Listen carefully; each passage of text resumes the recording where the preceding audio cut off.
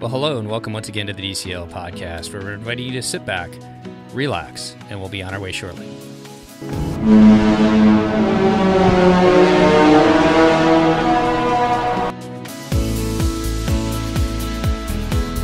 Well, welcome back to the DCL podcast, your podcast helping your family cruise a little smarter when the ships are sailing, and they are sailing. And I'd like to welcome back to the show our wonderful co-host. She's actually home for a day or two. How are you doing today, Christy? I'm doing well, Steve. I am actually home I leave again on Sunday to go to my office. to your office in Michigan. Yeah, that's true. Because it's still another week before you're back on board the fantasy, or back on board. I guess you are back on board the fantasy because you've been on her before. I have. I mean, not recently, but yes.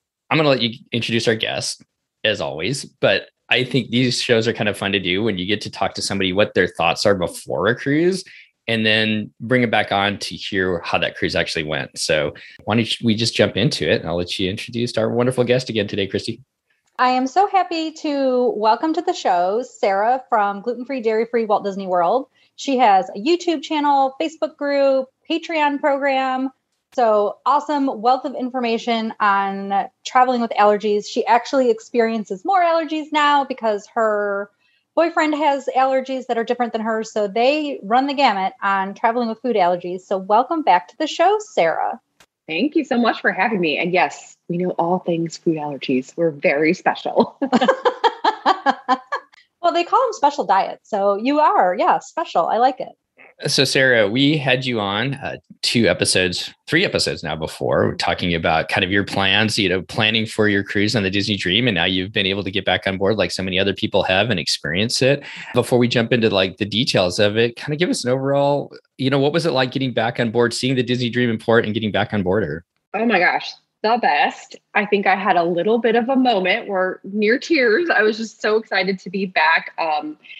We talked about it in the previous episode that I was on, but we've been on several Disney cruises, fell in love with it a few years ago as a couple, and we're just elated to be back on.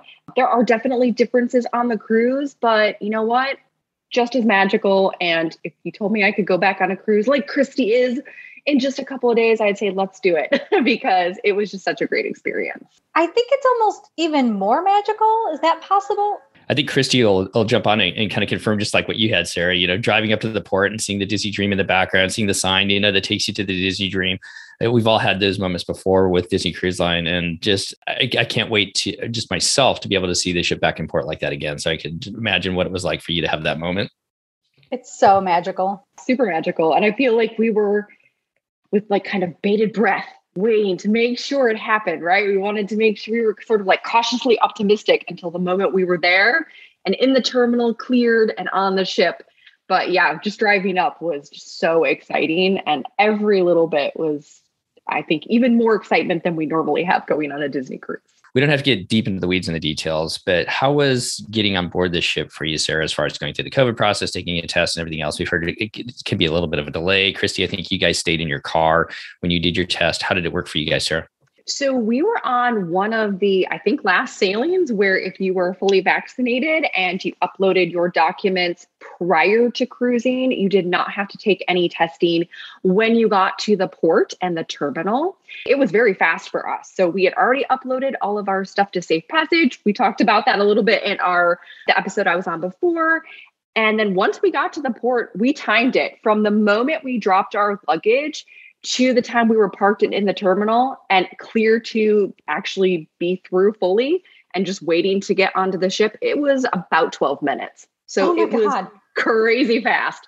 It was super easy. Got our luggage, got in, got out, checked in. It was really easy. Now, of course, that's going to probably change with new requirements for testing. But I think as Disney gets more streamlined, more experience every single sailing, they get better and better at making it less of a wait, because even Christy and I were sending each other messages the day of, because there were people in our cruise group that said that their kids were taking upwards of 2 and 3 hours to get tested. So I was letting her know that information, and Christy got on the Friday as we were debarking, and hers was really fast. So I think they really are working on a lot of those things and making it more streamlined as they keep sailing more cruises.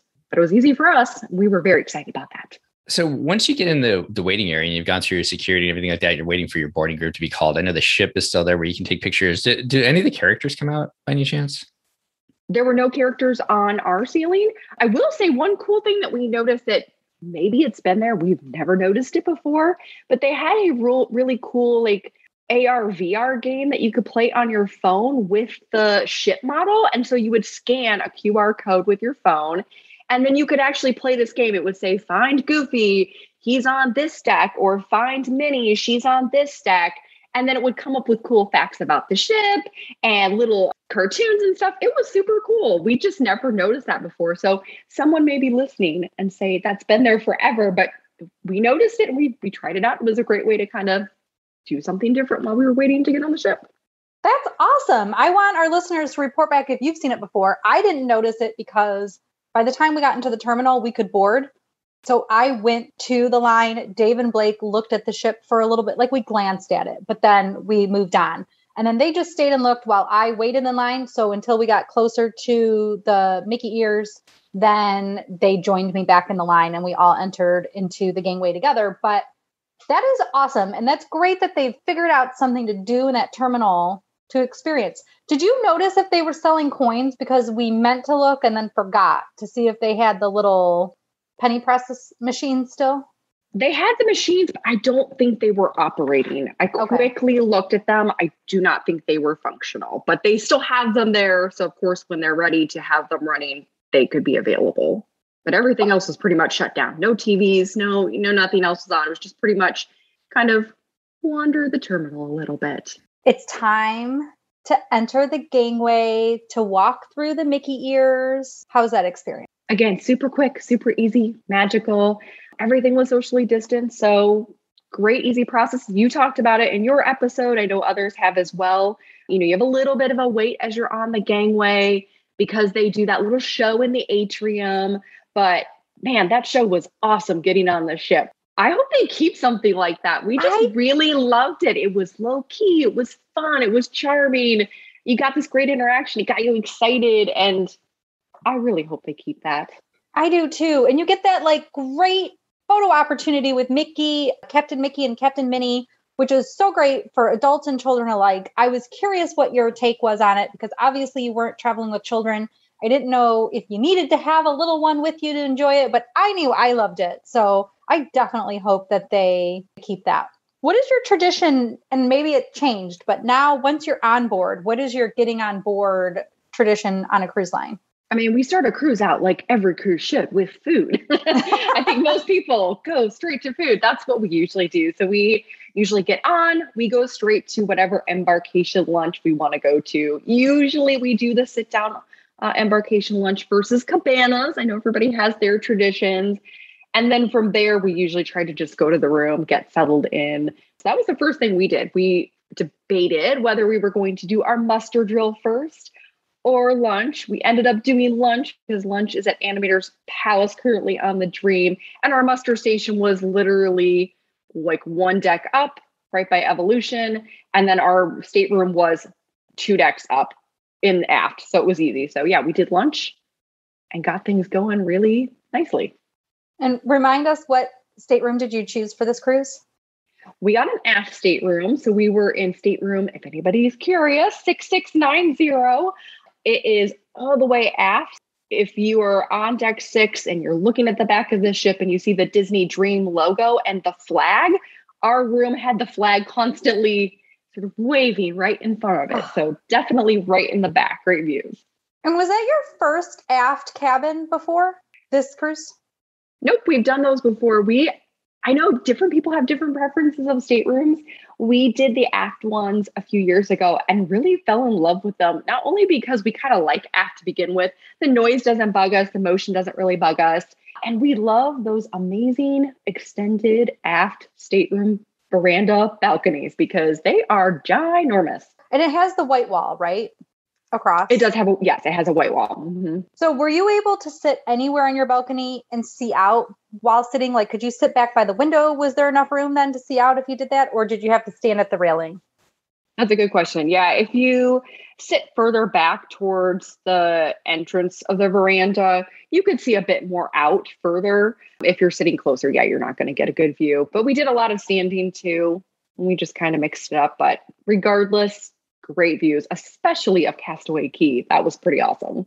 Now, I noticed on one of your pictures that you guys actually you did some of the pre-ordering of, what would that be called? Where you like go online and you can like order gifts, I guess, right? Before your cruise. Can you tell us about that experience? So they have what they call as the onboard gifts, like you said, Christy, and you can pre-order those before your cruise for any time throughout your cruise, whether it's the first day or you want to have a cake delivered to a restaurant, you can do that. They offer some allergy-friendly cakes. So we decided to do that. We've made it kind of a tradition. I feel like the last 4 cruises that we've done on embarkation day. Again, we're an adult couple. So for us, we don't really like to go to the sail away party. We might be outliers in that. We just don't like the crowd. So I know Christy's shaking her head. She's like, nope, me too.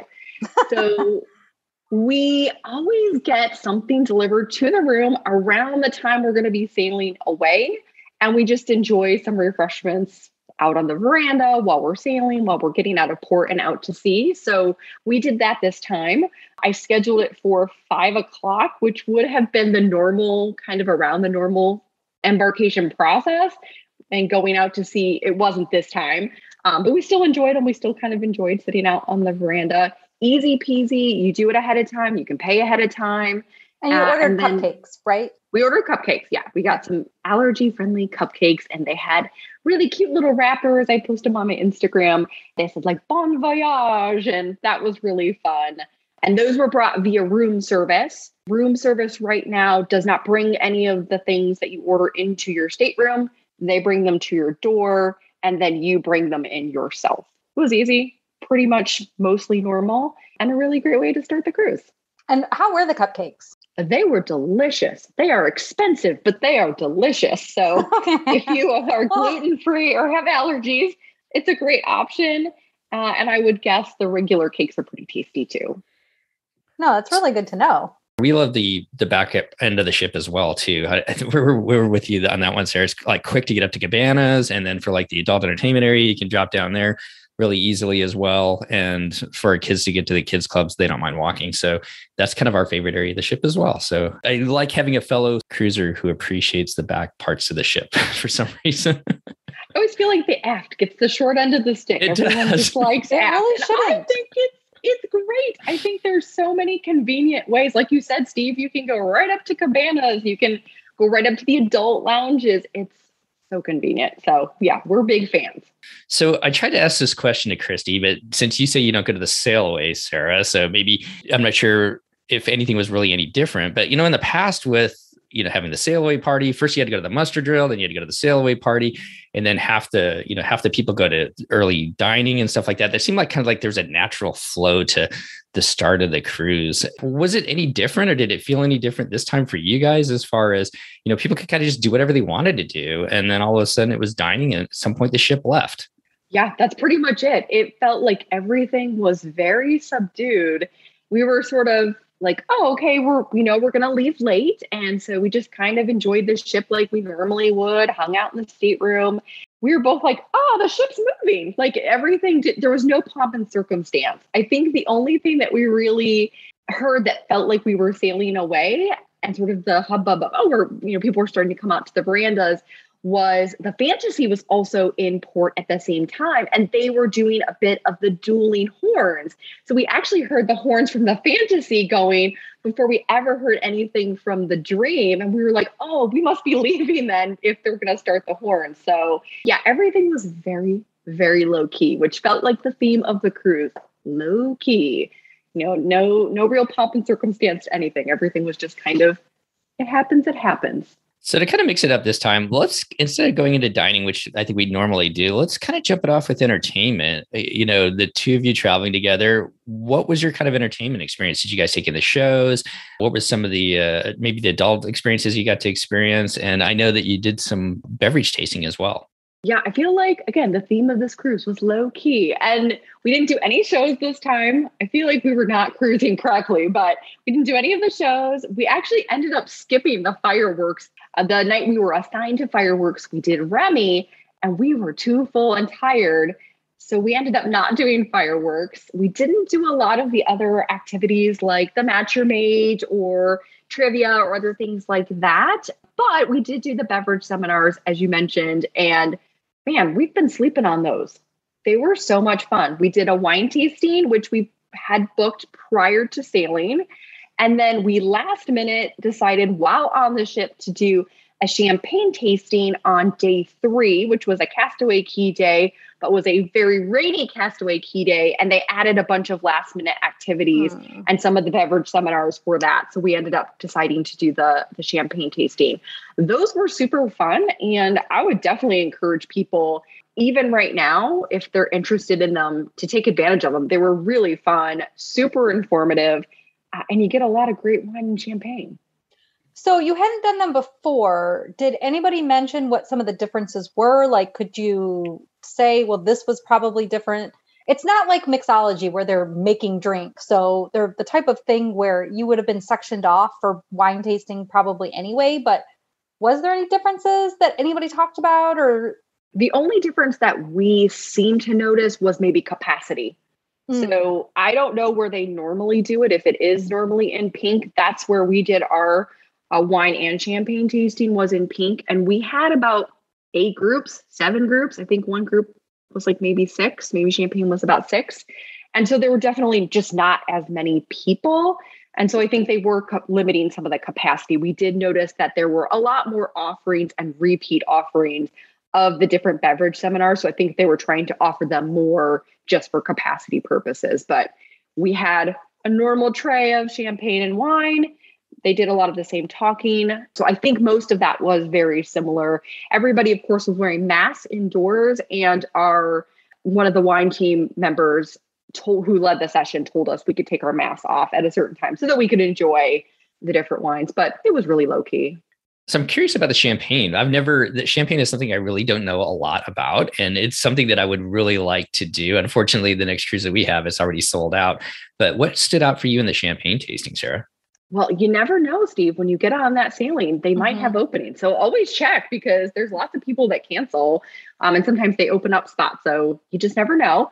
I hate to say it during COVID times, but unfortunately, people are showing up at these ships and testing positive or having to cancel, like even I had to on the first Dream cruise that we had booked because of quarantine. So sometimes that type of thing is going to happen.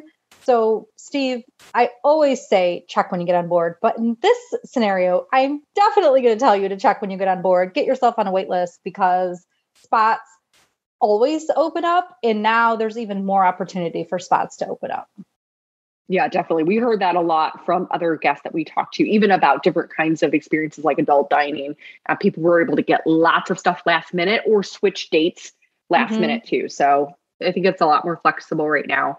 But champagne tasting is very similar to wine tasting. So you're going to do a lot of the same things you would at a wine tasting. You're going to learn about smell and taste and the aeration of the champagne and all those fun technical things that sommeliers know how to describe that I don't necessarily know how to describe very well, but it's really relaxed and informal. I will say that they give you generous portions of champagne, maybe more so than the wine. And we also got a bonus thing too. We got 4 glasses of champagne. Vianney from Mexico, who led the session, described everything. We did all the tasting. And then we were also brought a bonus glass of champagne. We got the Moet and Chandon on ice, the one that you can put on ice. So we got a bonus glass of that as well. So it was really interesting. She told lots of great stories about the companies and how they were founded that I did not know about. So yeah, it was really interesting and informative. You don't just get day drunk, you get to learn stuff and I think get a little bit more knowledge about the kind of drinks that you're trying out in the session. I highly recommend the champagne tasting for somebody who likes champagne, even a little. Like, as we know, my husband doesn't drink alcohol, but will drink a couple of sips of the different glasses of champagne. And I think one glass he almost even finished. he like really enjoyed it. Even as a non-drinker, the educational component of it and just the descriptions, he really enjoyed it all. And I did as well. Well, it sounds like you need to book a trip to France, Christy. For sure. Yes. ABD France excursion. On the list. Research, Christy. Yes, it's very important. Sarah, do you take advantage of the sommelier bin? Have you guys done that before? It's something that we've talked about every now and then, but I know we've had some feedback from listeners that said, hey, thanks for giving us that tip. Is that something you've taken advantage of? We have done that before. We did not on this sailing. I definitely encourage people to do that, especially if they do like wine, because sometimes you get some really nice wines out of that. Things you might not try. And that's always a really great way to test things out, get different recommendations, things you wouldn't necessarily think about. And again, you might get a real good, bang for your buck in terms of value for that. So yeah, I would definitely encourage people to do that.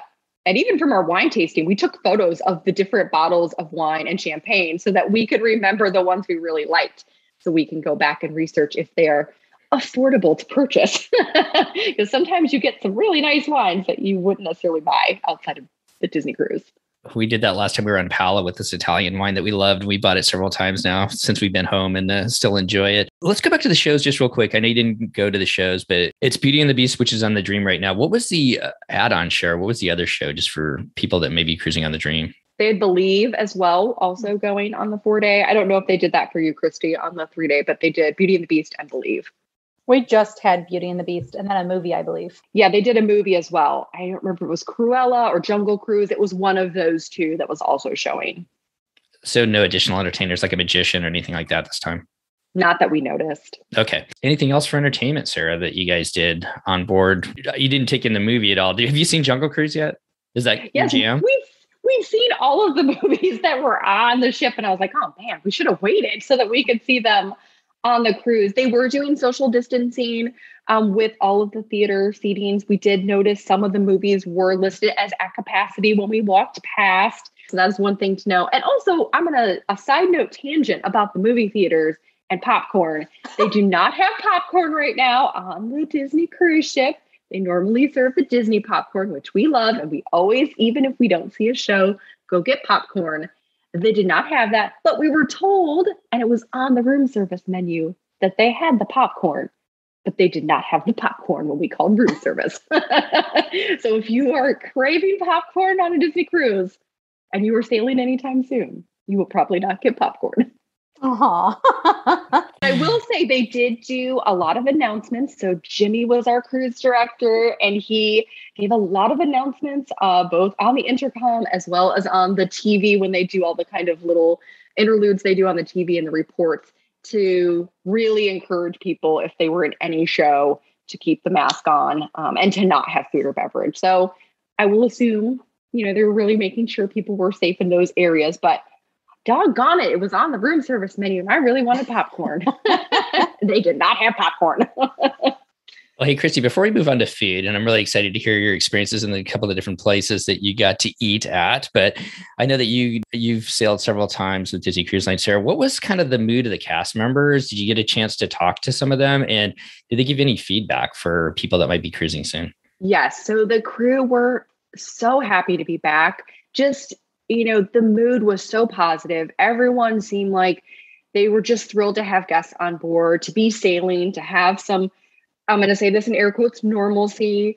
They were just all above and beyond. They're always amazing. This sailing, extra amazing. And so we were just happy to chat with them. They were all very talkative. We got to know our service team really well and a lot of other cast members. Many of them were very open about their experiences the last, 17, 18 months and being out of work. And again, being really grateful to finally be sailing again and being back. But, DCL crew are just so amazing. And they were equally amazing this time, even more so than normal. So they were excited to be back and we were excited to have them back. And they were all, again, very talkative and very willing to share different stories and and express their excitement to be back. I think that's a huge reason why we all go back to DCL is just, how friendly and just amazing the service that you get through them. So Christy, you want to take us into food? I'm excited to hear about this. You did specialty dining, which we will talk about in a moment. I couldn't be more excited. I've been following your vlogs and looking repeatedly to find the vlog on your YouTube channel on your Remy experience, because I absolutely want to hear about that. I want to hear about it, A, just in terms of we don't get that many people that talk about Remy, but B, in terms of how it is from an allergy perspective. So I cannot wait. But before we get to the main food event, in my opinion, let's start with the main dining room. You guys have special diets. If you could just take a second and tell us what food restrictions you and Brandon are working with so that our listeners can know. And then how did that experience go on the cruise? So again, we are special. We have lots of things. I'm gluten-free. I have celiac disease. I limit dairy in my diet. I used to be completely dairy-free, but now I just limit it. So that opens up things a bit more for me on my diet. Brandon, my significant other, is allergic to, ready for the laundry list, fish and shellfish, peanuts, hazelnut, weirdly chicken and turkey, and then also cabbage. He got diagnosed with quite a few of those in the last few years. So we've learned to navigate those, and we've cruised with Disney with those before, and they're super helpful. The last sailing we had in 2019, the Disney Dream in particular had introduced an allergy-friendly menu. So it was gluten-free and free of what they call the top 8 common allergens. And that was really helpful. Prior to that, we were able to always navigate with our crew super easily. They're really good at making sure that we can eat safely off of those main dining menus. And this time it was the same. They do not currently have that allergy-friendly menu that they had in 2019. They're kind of, again, phasing things into sailing, so they don't have it right now. But we were able to use the regular main rotational dining and just pick and choose things that we thought would be safe for us. And that was really easy. I think also because we have sailed with DCL quite a few times and we know that menu really well, it made it easy for us to say, hey, we want the French onion soup with gluten-free bread on it, if that's still possible. Or we know this soup is normally got a vegetarian broth. So if it's still a safe option, Brandon would like that because he can't have chicken, and chicken broth is often in soup. And so that was super easy. Our service team was amazing. They took really good care of us. So we got lots of the things that we love. Brandon got his fried brie that he loves. I got a lot of the things that I love that we normally get. And it was just as great as always. That's awesome. If our listeners want a little bit more in-depth information about sailing with special diets, we actually had Sarah on back in December of 2018. So episode 68, you can go to DCL Podcast, or you can look for it wherever you listen to podcasts. So DCLpodcast.com, episode 68, or wherever else you listen. But we go into heavy detail. So we're not going to go into too much detail about the process. Just like Sarah mentioned, you pre-order with your waiter the day before. If there's going to be something unique or specific, you should just probably do that anyway. Obviously, that worked out really well for you guys, which was great. We did talk before the show, and you did mention, you would just some supply issues. Do you want to talk about that for just a second? Yeah, and I think that applies to anyone, whether you have an allergy or some kind of special dietary need. Right now, the ships are, in that restart phase. There's lots of changes. They may get supply differences from one sailing to another. So there were things that we have enjoyed before that they just didn't have, like gluten-free Mickey waffles. They didn't have the mix. Or I wanted a muffin. They didn't have those muffins. That was just because they didn't get that shipment in. So I think we talked about this in the last podcast I was on. Kindness, patience, and understanding. That goes for everyone, especially with dining, because sometimes they do have some gaps in supplies. No popcorn, no gluten-free Mickey waffles. It doesn't mean it's not going to be a great experience, but just, know that sometimes they may just have a lack of supplies right now for a variety of different reasons related to the pandemic. Did you guys eat breakfast in the dining room, or did you eat breakfast in cabanas, or did you mix it up and do both? We did both. So I popped up to Cabanas on the day we had Palo brunch just to get something light. And I had pre-ordered some things. That was super duper easy. Also very quiet on Cabanas. Cabanas seemed very, very quiet.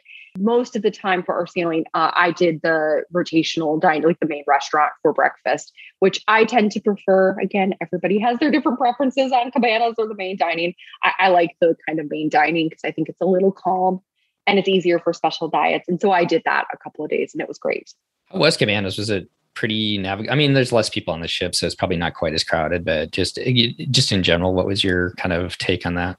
Definitely not as crowded. I will say I didn't realize they had the sinks that they had installed in Cabanas. And so I was, it was like 7:30 in the morning. So I'm waiting for my little hand wipe or something like that. And they have new sinks that are installed in Cabanas. So they want to make sure you wash your hands there. That was a big difference, change to know about. And then other than that, there were cast members everywhere, just really making sure to help direct you, help with especially beverages, because none of the beverages are self-serve right now. So making sure, do you need coffee? Do you need tea? Do you need soda? And they were always really there to help you navigate where to go, where to sit, and make it so it was less confusing. So I thought they did a good job. Your cruise, we didn't really talk about. It's a 4-day. You had a day at sea and then Castaway ×2 and then back to Port Canaveral. And you guys decided to do Palo Brunch. Which day did you do Palo Brunch on? I know probably the answer is the sea day, but when did you guys do that? Yeah, we did it on sea day. And actually that was the only day on our sailing in which Palo Brunch was offered. That was the only time you could do Palo Brunch. And it was, I'm going to say again, in air quotes, jammed, but it was actually the busiest sort of dining experience that we had outside of like main rotational, like when the first flurry of a meal would happen. But it was quite busy. We got the last seating for Palo Brunch, which was 12:30. And when we got there, it was quite busy. And our server said, because so many of the sailings are adult heavy, they're seeing a real influx. She said the last few sailings that they had, Palo Brunch was just the busiest meal, even more busy than dinner. So people love a Palo Brunch. Yes, Steve. People love a Palo Brunch. Steve, have you never done Palo Brunch? No, I haven't. Steve, you're doing cruising wrong. Yeah. That'll change though. You need to do it. It's so good. So why don't you talk about Palo Brunch? What's different about it compared to now versus when you've had Palo Brunch in the past? So I think the big key difference is Palo Brunch is normally a hybrid of a buffet. So you get like buffet seafood items, pastries, meats and cheeses and desserts. So that's sort of self-serve buffet style. And then you have an a la carte option where you can order different kinds of things that are both breakfast, lunch, dinner style entrees for the rest of your meal. In this visit, there was no buffet. And so everything was off of a menu. So if you wanted, say, antipasti, you had to order a plate of that, and then that was brought to the table. So just no buffet. Everything had a lot of the same similar items. The main a la carte choices you normally get at Palo Brunch were exactly the same. Those had not changed, but it was a lot of the things you would normally see on the buffet, the desserts, the antipasti, those were different because of the need to bring those to your table. So like I got a seafood plate and Brandon got like a meat and cheese plate, whereas we normally would have gone to the buffet. But a lot of it was still very similar. The seating was socially distanced, but still very similar. I feel like that restaurant is already kind of socially distanced to begin with. So that was pretty normal. You still got your normal complimentary mimosa or Prosecco that you would get at brunch. The big thing was just no buffet, which I missed. I definitely would love to see that come back, but it was still a really great brunch. Christy, correct me if I'm wrong. Unlike Palo Dinner, Palo Brunch is just one price, right? Yes. Okay. So Palo Dinner right now, you can either do a la carte or a price fixed menu, whereas brunch, you just pay the one price and then you can order whatever you want. Yes. I love it. Right. Yep. I need to try that. You really do. Yep. Oh my gosh. Yes, Steve. Yes, you do. You will. 2022, barring some sort of pandemic. I've already got my appointment on the treadmill ahead of time and after brunch. So yes, definitely. You will need that. It will be worth it though. It is amazing. At Palo, they will give you all the options. I feel like every server's like, you need this, you need that, you need to try this, you need to try that. Yeah, sometimes you'll be thinking about something and they'll just bring it and go, well, I decided you needed to try it. So here you go.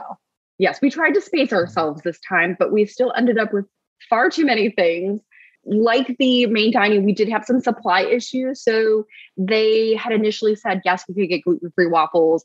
They didn't end up having the mix. So we ended up getting omelets, but they took great care of us. They were like, oh, you can't have this. Let's make sure we do something extra nice for this. So they really tried to give us a lot of different things that we could enjoy. Bring your stretchy pants for after brunch, Steve. You need to do it. And maybe I shouldn't book the treadmill after lunch. I need to book my bed after lunch so I can go take a nap.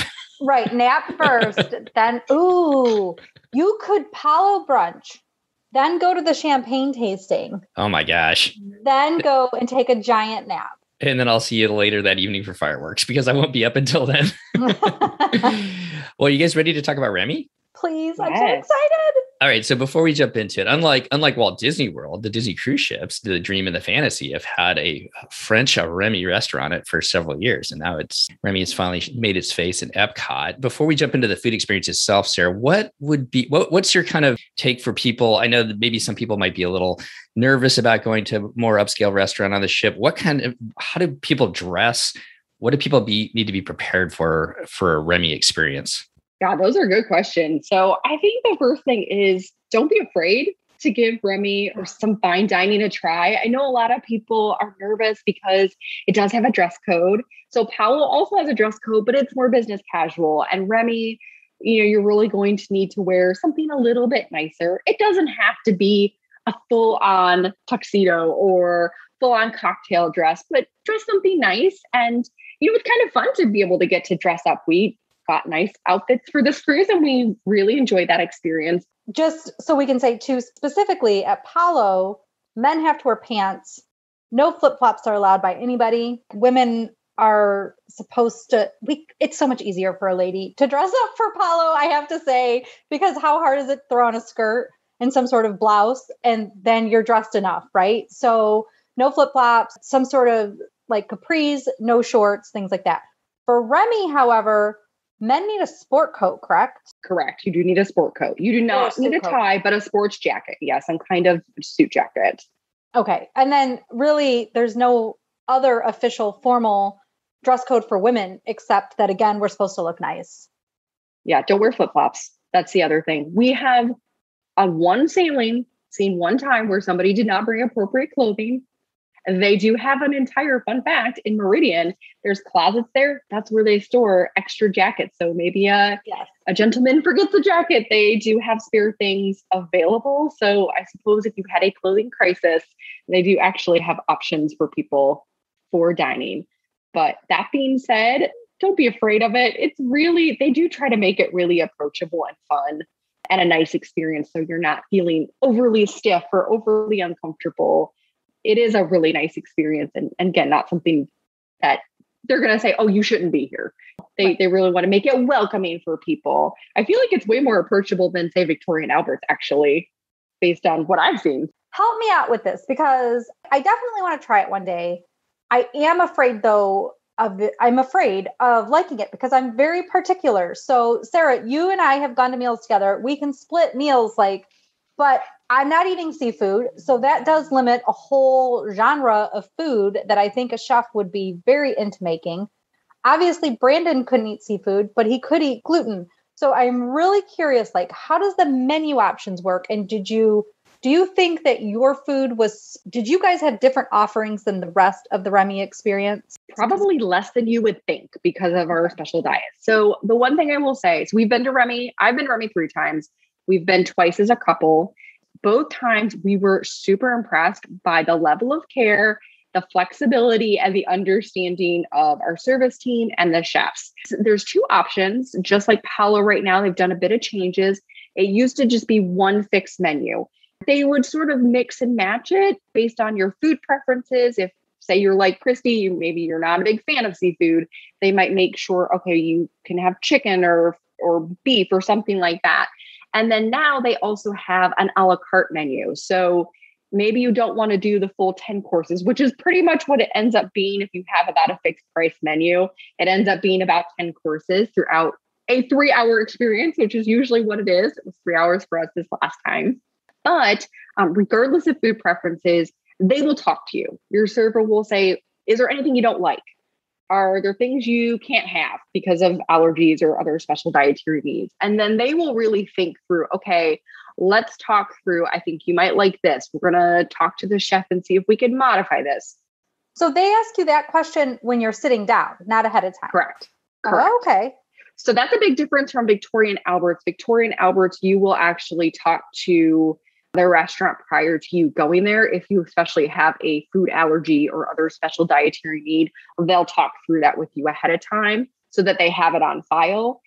They knew ahead that we had special diets because it was marked on our account, but they then had a further discussion with us when we sat like, okay, we know you can't have these things. Is there something else you do not like? So that we know. And so then they kind of walk through that with you.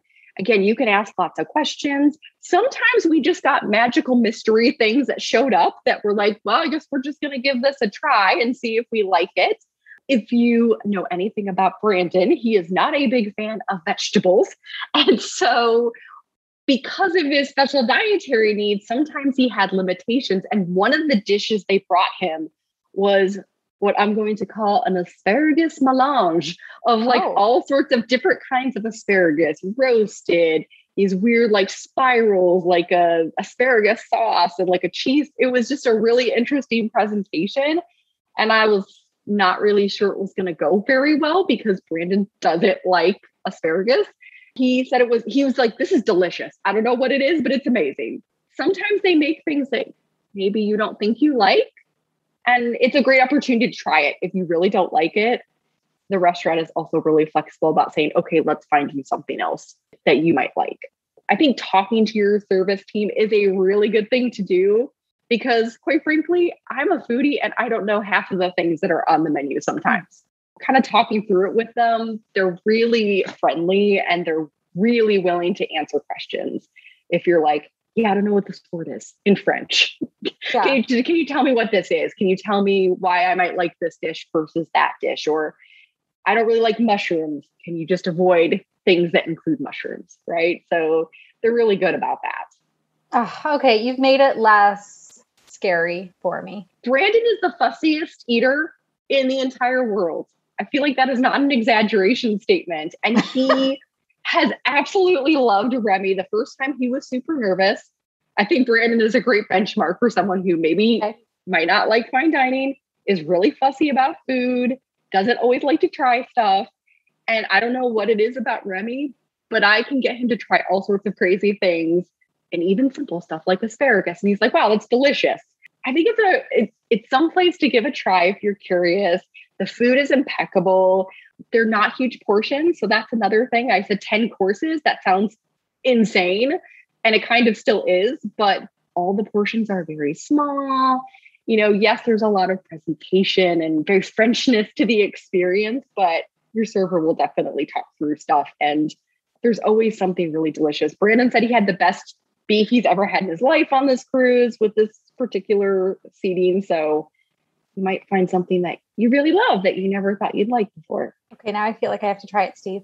I think you should. I think one of my favorite parts of it, we haven't done Remy, but we've done Paolo. You can't compare them. No, I'm not trying to compare them. I'm just going to say that I think what I think is cool is, you know, I'm not a foodie at all, but they kind of give you maybe sometimes the history behind the food or what pairs well with the food if you're drinking wine and stuff like that. And as you said, Sarah, it's just an experience where not only are you having great food, but you're also kind of learning as you go along the way. And I love that. Also, if you love cheese, they have an entire cheese cart at the end of your meal. So they will wheel out this giant cart filled with about 1 million different kinds of cheeses and give you cheese to your heart's content. And I feel like unless you have a dairy allergy, most everyone enjoys cheese. There's always lots of fun stuff. They do a candy course. They do just crazy. A candy course? Yeah, there's a candy course. You get an entire thing of candies. Like sometimes they're like little gummy candies. There's chocolate candies. We have some restrictions, of course, because of our special dietary needs. So we don't get all of them, but there's a candy course. You get a box of chocolates to take with you back to the room when you're done. And are they safe for us? Yeah, they are, which is really amazing. For real. They are just so good about coming up with different ideas, different things. And just like I said, being creative, being approachable. If you are maybe not sure if you want to dine and you're going on a cruise and they're offering the Art of the Theme tour, and maybe you just want to see the space and see what it looks like, you can go to Remy and Paolo behind the scenes during the daytime. I think that's a really great way to kind of get an introduction into the restaurant too. On this sailing, it was very quiet at Remy. There were maybe 8 to 10 tables the entire 3 hours we were there. So it was a very quiet, again, sort of one-on-one experience you get with the servers. Yeah, I think it's a great way to try it. Also, I think from an affordability price, it is expensive. There's definitely no doubt about that. But compared to some fine dining outside of Disney Cruise Line into the real world, it is actually more affordable than it would be to go to Victoria and Albert. So it is a great way to kind of introduce yourself to it. Well, I think you sold both of us, haven't you? Hasn't she, Christy? She has. Anything else that you guys did on the ship, Sarah, before we talk about Castaway Cay? You guys had 2 days there. Anything else that you guys experienced that you want to talk about? One thing I will say, we did a lot of relaxing. We did a lot of walking, a lot of chilling. But I think Christy talked about this on her podcast. Lots of characters, so many random characters throughout the sailing that you would find on deck 4, on the promenade deck, just walking outside. We saw the Green Army Men from Toy Story, and it was just us, and we had a great interaction with them, and they were so fun. Lots of princesses, lots of just different characters in unexpected places on the ship that provided some fun social distancing experiences that I think were very nice. And I hope they actually keep that on the future sailings, because that was great. I love the Green Army Men. They're like them and the Star Troopers are 2 of my favorite. Do you have a sense of how many people were on the ship? And you said it's like you mentioned that like at least lots of adults going to Palo or Palo Brunch and everything like that. Do you have a sense of how many kids there were? Yes, we did ask several cast members, and they both said the same thing. So I'm thinking it's pretty accurate. They said 1,400 guests were sailing on our cruise and 300 were children. So very quiet. Lots more adults than kiddos. Definitely some of the adult areas like the Cove Quiet Pool was a little bit busier than we thought it would be, but everything was still very quiet. Did you guys experience on the pool deck, the aqueduct at all, or go into the pools at all? We didn't. We're lame. We spent a lot of time in Cove Cafe. Cove Cafe, of course, is the best. But we would spend, an hour in Cove Cafe and be the only people in there, which was kind of amazing. It was definitely nice and relaxing. What was your favorite drink to get during the cruise in the Cove Cafe? I'm kind of boring. I tend to just get kind of like lattes with almond milk. Not that exciting. Brandon loves that mocha experience. That is like his go-to. What's not to love? I know. Chocolate, and more chocolate. And coffee. Chocolate and really good and coffee. Booze. Right. Yes. So it all sounds great to me. Did the Cove still have some of the leftovers from Palo, or I'm not sure if it's Remy, but Palo, that sometimes they have the charcuterie and the sticky buns in the morning? Yep, they sure did. It was pretty much a lot of the same stuff. A lot of antipasti. Yeah. Did you eat any? Yeah, I got the olives and cheese one night and just had them do a separate plate for me. So that was super easy. And Brandon had more on more nights because he loves all the different leftovers, but they had sticky buns, everything, all sorts of great stuff.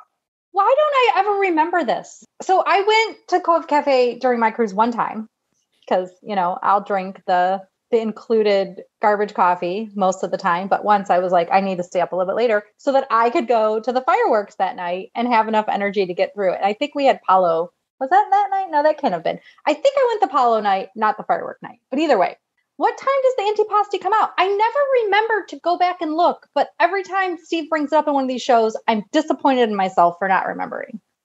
I'm disappointed in you too, Christy. Thank you. 6 o'clock is usually about the time we've asked, because Brandon really loves the antipasti. And if he gets in there and it's just muffins and pastries, he's all kinds of sad because he wants that before dinner. So yeah, 6 o'clock is usually about that time. I'm always at dinner. Maybe go after dinner, have a little evening cocktail, and you can get the mocha experience and some prosciutto. There you go. That sounds amazing. It's our favorite place to go up and have a glass of wine later in the evening as well, too. So, although I love Meridian, but there's something about the Cove because there's usually not very many people up there. So it's kind of a quiet place to kind of relax and chill out after dinner. So neither is Meridian. Well, that's true. Meridian. Quiet. And Meridian was extremely quiet on this sailing. And also, I will mention too, some of the adult lounges were not open on this sailing. So Skyline, which is one of our favorites, was not open. Just something to keep in mind as you're sailing. Some of the locations may adjust hours or be open select time. So just something to think about. Well, let's turn our focus to Castaway Cay before we get off the ship. You guys get to spend 2 days there. How was it? Now, I know you have to get it's not a boarding group. So what do you call it? You have to get on the app ahead of time to figure out a time when you're going to be able to get off. How was that experience? And then talk a little bit about what you guys did in Castaway Cay. I feel like I can't escape virtual queues, whether I'm here at home at Disney World or on the ship. So yeah, they have virtual queues that you can join. I will say the first day was a weird, rainy day. It stormed a lot in the morning. They actually stopped debarkation for a while. So the boarding, sort of the virtual queue got really packed with several hundred people, groups in the queue. So we kind of waited until they started more actively debarking the ship. And then we just joined it. It was super easy to get on and off the virtual queue. If you decided, I want to wait a little bit, it gives you the return time. This is your estimated time you're going to get off the ship, but otherwise super easy. We're not really sure. I feel like it was utilized that much once we got down to get off the ship on that deck, but I appreciate the effort of what they were trying to do in terms of keeping less people all going down at the exact same time. But it was super easy. We used it both days, no issues. And then what are some of the things that you guys like to do and how did that work out for you in the 2 days? You said it was kind of rainy that first day, so you probably didn't spend the whole time on the island. Right. Yeah. We ended up doing lunch at Cookies One, and that was nice and relaxing. And then we just kind of walked around. We went to some of the shops. We didn't do anything too intense on that day, which actually turned out really well because day 4 was very sunny and I got a little sunburnt. And day 3, when it was rainy, was our Remy day. So if I had gotten sunburnt, that would have been maybe not as much fun for a Remy dinner. So it was nice. It was low key. So we just kind of took it easy that day. And then day 4, we did kind of a full beach day, just relaxed. We did rent paddle boats, which was very fun.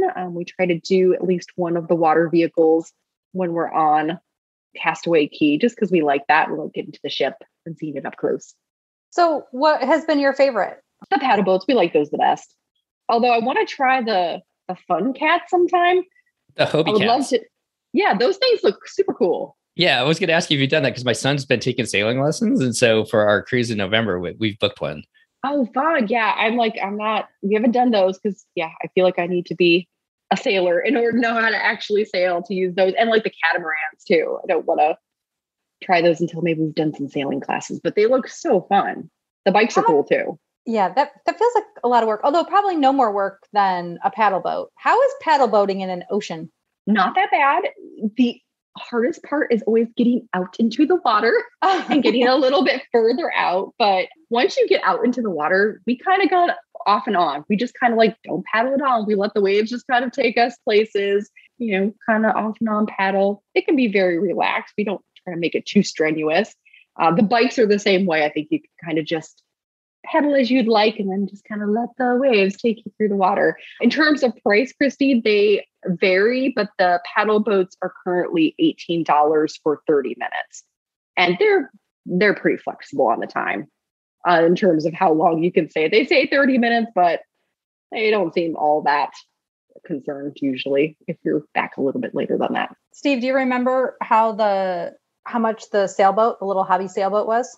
It's about the same because we actually booked the Hobie Cat and then we also booked 2 stand-up paddle boards to do that kind of together. So I think it was like about $30 or so for half an hour. And that's good to know that you can go a little bit over because it doesn't seem like there's a lot of people using them. At least I've never noticed them before, but I haven't been to Castaway Cay as many times as you guys have.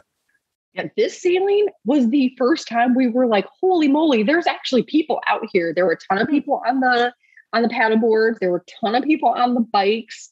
A lot of people on paddle boats, kayaks. That was another one a lot of people were using. So they were actually out of life jackets for a little bit because they had to sanitize them. And there were just so many people out on different water vehicles. So it was the first sailing we have ever done on Castaway Cay where it was more than 2 other parties out on the water in a water vehicle. So I don't know if it was just because we had 2 days at Castaway Cay, and more people wanted to, do different activities, but it was actually kind of jammed. So it kind of felt like the freeways, initially during COVID, there was nobody on them. And then all of a sudden it seemed like everybody was on it. It's like, where'd all these people come from?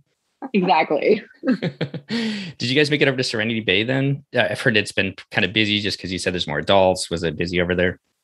We actually did not, for the first time, go to Serenity Bay. And we did that because the cast members we talked to really said, hey, Serenity Bay is pretty busy. So if you want kind of quiet time, we would recommend the family beaches. So we just kind of trusted the crew and said, okay, we're just going to go to the family beach. And it was extremely quiet. We did hear a lot of people say that Serenity Bay was busy for a little bit and then quieted down later in the day. That seems pretty normal anyways at Castaway Cay, but I think, 1,100 adults is probably still not that busy compared to what it would normally be. So I think you're still going to get small crowds, whether you're on Serenity Bay or the family beach right now. I got a weird question. Did you notice? So Carrie Hayward just put out a DCL wedding episode on her podcast. Did you notice any weddings on board? Yes, there was one. We saw a couple. We were like, oh, wow, there's actually a wedding happening. So that was really cool. We saw them they weren't on Castaway Cay, they were on the ship taking photos, but yeah, super neat. If anybody's got that in their future, I think that's neat that they're doing that again as well too. So what a magical place to get married. Disney Wedding Podcast. Check it out. Carrie does an amazing job with that. I love listening to her shows. I guess anything else about Castaway before we get back on the ship and get back to Port Canaveral? Castaway Cay is the best. And I never want to leave whenever we're there. But it was really great. It was really awesome to have 2 days. We've never done a double dip. So this was such a great little perk on this cruise to get a surprise double dip. So we had a great time.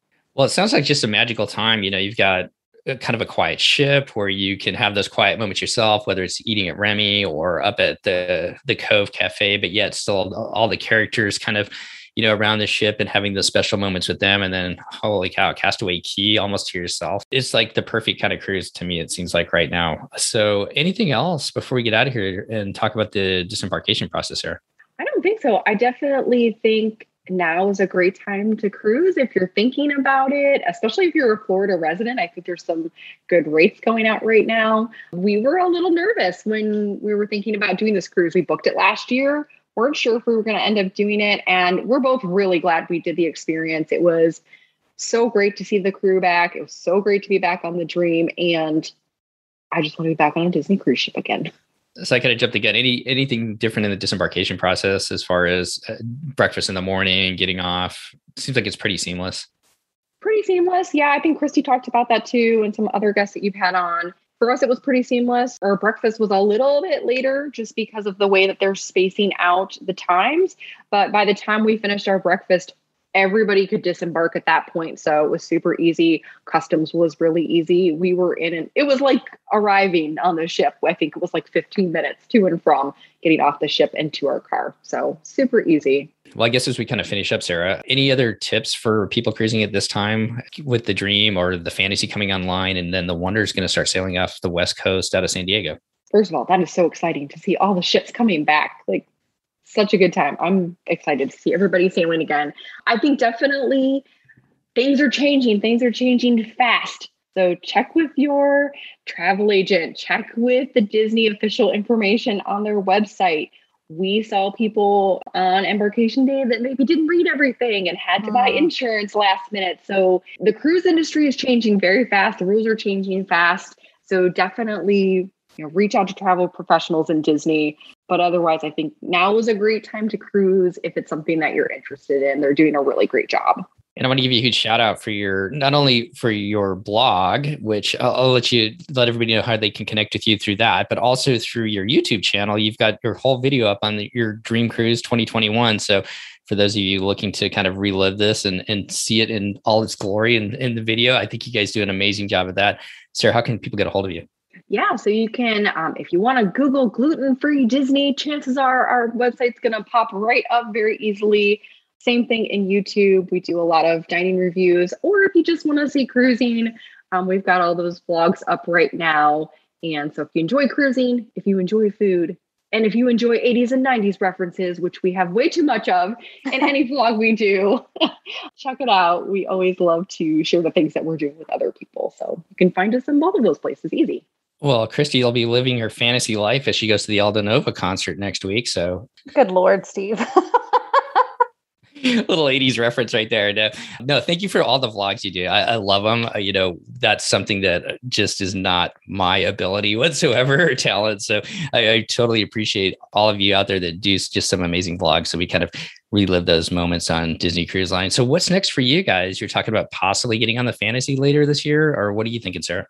Oh, so many things. Well, we are definitely booked next year for the Wish in the fall, and we are super excited about that. We are currently slated to go to Alaska on the Wonder next year, but we are still kind of debating whether we are going to push that out another year. So TBD on that. And then, of course, we're hoping to do another local Bahamian cruise at some point in between, whether it's the Fantasy or the Dream, or right now I'm eyeing the Magic in January. So we'll kind of see what that plays out too. But we got to it's not necessarily the Grand Slam anymore with the Wish now, but we got to get them all in. So yeah, we're hoping to maybe get on the Magic since it's going to be in Miami soon, but we will see. Love the Magic. I love seeing the fact that she's coming back and you can be sailing out of Miami. So Christy, any final thoughts as we get out of here today? No, just thank you for coming on and sharing your experience with us, explaining Remy to us simple people, just making it I can feel the excitement from your retelling of the cruise, and I love it. And I love the feeling that I have gotten just listening to this trip report. So I know that I cannot express things as well as you just did, but I want to say thank you for making me feel so happy and joyful about Disney Cruise Line again. Well, thank you guys so much for having me on. It's always fun to talk about cruising, no matter what. I always love talking to you all. You do such a great job on this podcast. And I'm telling you, you get me excited and all the guests get me excited. Every time I listen to stuff, I go through these like power marathons, especially if I'm planning like the Alaska cruise. I was like, we got to listen to all the Alaska stuff so we get tips. But Disney cruising is the best. And I really love talking about it with you all and everybody else. So thank you for having me. And of course, Christy, now you have to go to Remy. I'm expecting it now. Yeah, for sure. At some point. I definitely do. I agree. I'm going to make it happen. Well, thanks again, Sarah. Thank you so much for all of your support of our podcast. Thank you for so many times coming on and sharing your experiences. And thank you for all you do for those who have allergy and food restrictions with your gluten-free and dairy-free at Walt Disney World blog. So thank you once again. And we look forward to talking to you soon about Disney Cruise Line. Have a great fall, and we hope to talk to you soon. Yeah, I can't wait. Bye, everyone.